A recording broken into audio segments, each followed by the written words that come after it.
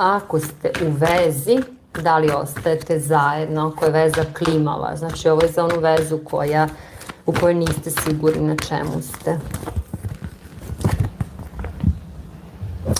Ova osoba vam ne daje dovoljno koliko vama treba.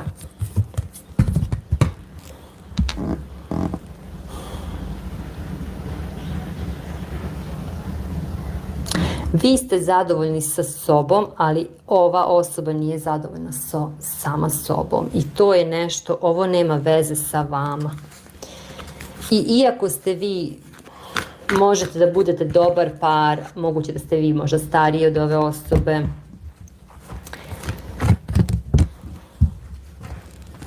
imam osjećaj da ova osoba ide u neku avanturu.